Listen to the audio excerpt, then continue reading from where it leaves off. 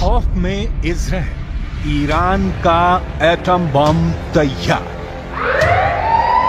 बातें और दावे तो बहुत दिनों से हो रहे हैं कि ईरान इजराइल से हमास चीफ इस्माइल हानिया के बदला जरूर लेगा, लेकिन हमास चीफ हानिया की हत्या के 16 दिन बाद भी ईरान ने इजराइल पर एक भी गोली अभी तक नहीं चलाई है। आखिर ईरान इतना ज्यादा वक्त इजराइल पर हमला करने में क्यों लगा रहा है? इस सवाल का एक जवाब ये है कि ईरान इजराइल पर बहुत बड़ा परमाणु हमला करना चाहता है ताकि इजराइल को दोबारा हमला करने का मौका ही न मिले। ईरान से जुड़े इस सनसनीखेज खबर ने इजराइल के होश उड़ा दिए हैं। प्रधानमंत्री नेतन्याहू से लेकर अमेरिकी राष्ट्रपति बाइडेन तक ईरान की एटमी तैयारी से भौचक्के रह गए हैं। इंटरनेशनल मीडिया में छन छन करा रही खबरों से पता चला है कि ईरान इजराइल पर बड़ा हमला करने से पहले एक जबरदस्त परमाणु धमाका करने जा रहा है ताकि इजराइल और उसके दोस्तों को साफ संदेश दिया जा सके कि अगर ईरान को इजराइल ने दूसरा गाजा बनाने की कोशिश की तो ईरान इजराइल को परमाणु बम की आग में भस्म कर देगा। जरा देखिए ईरान के परमाणु हमले को लेकर क्या तैयारियां चल रही हैं। खुफिया एजेंसी को भनक लगी है कि ईरान इस वक्त अंदर ही अंदर परमाणु बम से जबरदस्त हमला करने की तैयारी में जुटा है। दावा तो यहां तक किया गया है कि ईरान के सुप्रीम लीडर ने कुछ चुनिंदा टॉप कमांडरों को आदेश दे दिया है कि ईरान इजराइल पर एटम बम से हमला करना चाहता है। हालात ये हो गए हैं कि ईरान की परमाणु तैयारी को देखते हुए पीएम नेतन्याहू ने एक बड़ी मीटिंग की है जिसमें ये समझने की कोशिश की गई है कि अगर ईरान इजराइल पर परमाणु बम से हमला करता है तो इजराइल ऐसी स्थिति में अपने बचाव के लिए क्या क्या कदम उठा सकता है। दावा किया जा रहा है कि ईरान लगभग 12 परमाणु बम बनाने के बेहद करीब पहुंच चुका है, जो पूरे मिडिल ईस्ट के लिए बेहद खौफनाक है, खास तौर से इजराइल के वजूद के लिए। ईरान अपने बेहतरीन ड्रोन और मिसाइलों के लिए मशहूर है। दावा किया जाता है कि ईरान के पास लगभग 48 से ज्यादा ऐसे बंकर हैं जिसमें घातक मिसाइलें मौजूद हैं। दिक्कत यह है कि ईरान से इजराइल के बीच की दूरी 1700 से 2000 किलोमीटर तक है। ऐसे में इजराइल के पास एक ही रास्ता है कि उसे इजराइल पर हमला करने के लिए ऐसी मिसाइलें मिले जो इजराइल को एक ही हमले में दबा करके रख दे। इसी जरूरत को ध्यान में रखकर ईरान ने अभी तक इजराइल पर घातक हमला नहीं किया है, क्योंकि चीन और रूस ने ईरान को बड़े हमला करने से पहले पूरी तैयारी करने को कहा है। खास तौर से ईरान को 2000 किलोमीटर तक मार करने वाली ऐसी मिसाइलों से रूस और चीन लैस करना चाहते हैं जो इजराइल को बचने का मौका ही ना दे। यानी ईरान की राजधानी तेहरान से इजराइल के तेल अवीव पर सीधा और बड़ा हमला। राष्ट्रपति पुतिन, राष्ट्रपति शी जिनपिंग, ईरान के supreme leader Ayatollah Ali Khamenei को साफ संदेश दे चुके हैं कि रूस और चीन आखिरी दम तक ईरान के साथ हैं।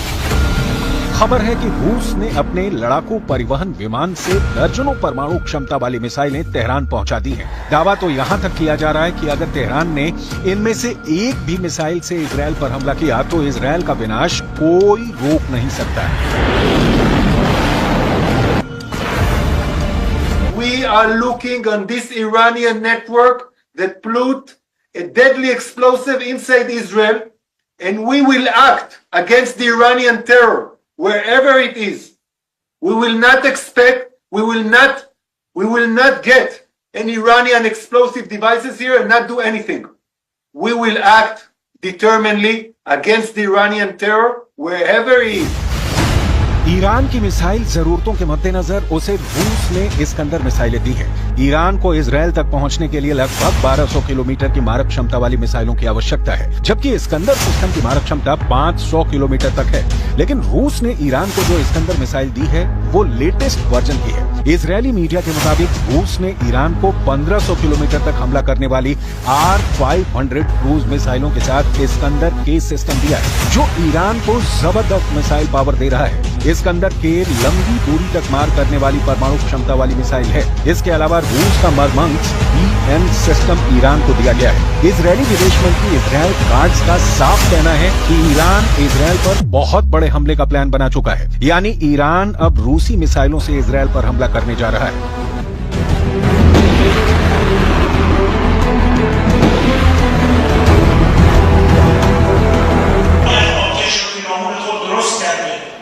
و فکر میکنه که میتواند کشورها را با ترور دانشمندان هسته‌ای را در خیابان‌ها ترور کنند تا یک کشور از دستیابی به انرژی هسته‌ای باز بماند. این مضحک‌ترین استراتژی است برای دستیابی به یک هدف سیاسی.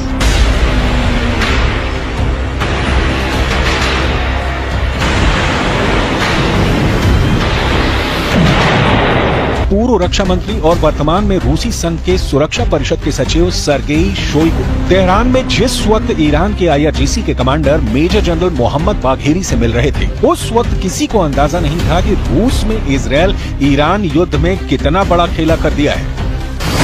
इजरायली मीडिया के दावों के मुताबिक ईरान की राजधानी तेहरान में एक गुप्त मीटिंग हुई है, जिसमें रूस ने तुरंत ही ईरान की सभी मांगे मान ली हैं। दावा किया गया है कि रूस की तरफ से पूर्व रक्षा मंत्री सर्गेई शोइगु ने IRGC के top commander major general Mohammad Bagheri की और उन्हें परमाणु क्षमता वाली मिसाइलें देने का रास्ता साफ कर दिया है। दावा किया जा रहा है कि राष्ट्रपति पुतिन के आदेश के बाद सैन्य परिवहन विमान IL-76 ने रूस से उड़ान भरी, जिसने ईरान के गुप्त ठिकाने पर रूसी इस्कंदर मिसाइलों को ईरान पहुंचा दिया है। इसके अलावा रूस ने ईरान को उपग्रह नेविगेशन सिस्टम मरमंग्स BNEWS भी दिया है। रूस की इस्कंदर परमाणु क्षमता वाली मिसाइल कुछ मिनट में ही तैयार की जा सकती है। इस मिसाइल के मिलने से ईरान अब इजरायल में घुसकर कभी भी इस्कंदर मिसाइल से हमला कर सकता है, जबकि रूस का उपग्रह नेविगेशन सिस्टम मरमंग्स BNEWS ईरान को ऐसी क्षमता देगा कि इजरायल के लड़ाकू जेट और मिसाइलें हमला तक नहीं कर पाएंगी। ईरान इस वक्त अपने परमाणु बंकर से मिसाइलों को तेजी से लेबनान और सीरिया में गुप्त ठिकानों तक पहुंचाने में जुटा है। IRGC के टॉप कमांडरों को साफ आदेश है कि कम से कम मूवमेंट की जाए, इजरायल के जासूसी नेटवर्क को चकमा देते हुए मिसाइलों को अड्डों पर पहुंचाया जाए। खबर तो ये भी है कि रूस के कुछ कमांडर गुप्त तरीके से ईरान की जबरदस्त मदद कर रहे हैं।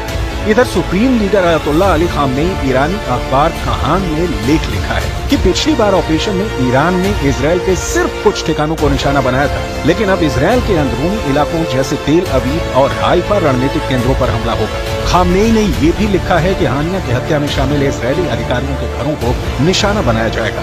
इस बार का हमला बड़ा खतरनाक होगा, जिसे इंटरसेप्ट करना भी मुश्किल होगा।